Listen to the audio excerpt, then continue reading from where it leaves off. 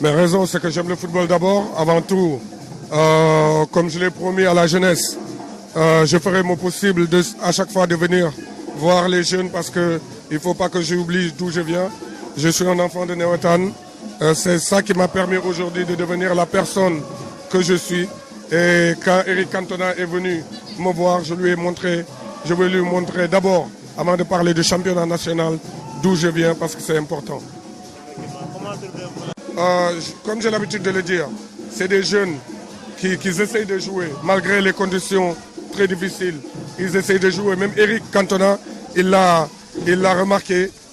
Ils essayent de jouer dans des conditions difficiles.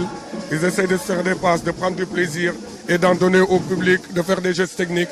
Et je crois que ces conditions doivent être plus améliorées parce que c'est des joueurs qui peuvent demain devenir des El Hadji Diouf, Fadiga, Sadio Mané et on doit les soutenir.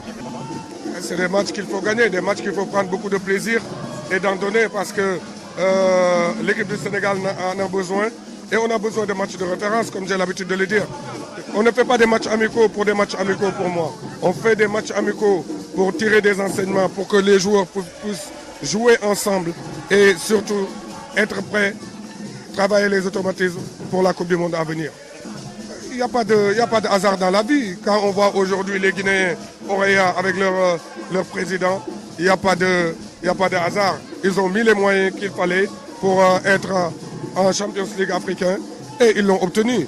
Aujourd'hui, quand on voit même le match, quand tu regardais le match, tu voyais nettement qu'il y avait la différence de poids, il y avait la différence de maturité sur le terrain. J'étais là-bas, mais c'est dommage pour Génération Foot.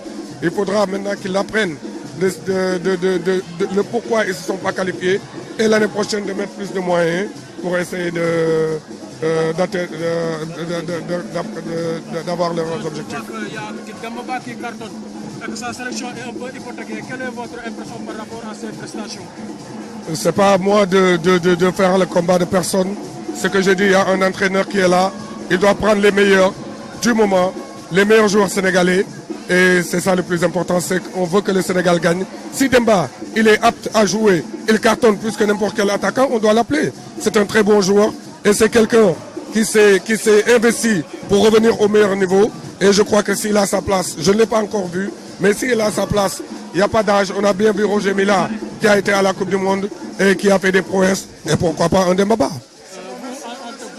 avoir suivi l'équipe nationale, est-ce qu'on peut savoir quels sont les joueurs qui, une fois convoqués, pourraient être déterminants pour la campagne? Je dirais les meilleurs. Après, tu as les joueurs comme Sadio, Diao, Cheikh Kouyaté, les cadres que tu dois appeler.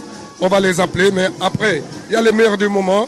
Et il y a des joueurs aussi, n'oublions pas, qui vont toujours...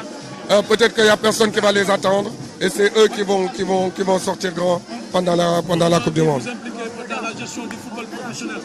Est-ce qu'on peut savoir les enseignements que l'on peut tirer par rapport à votre participation? Moi, je suis un enfant du pays. Le football m'a fait. Ce pays m'a donné beaucoup de choses. Et je suis là pour la jeunesse et pour le football sénégal.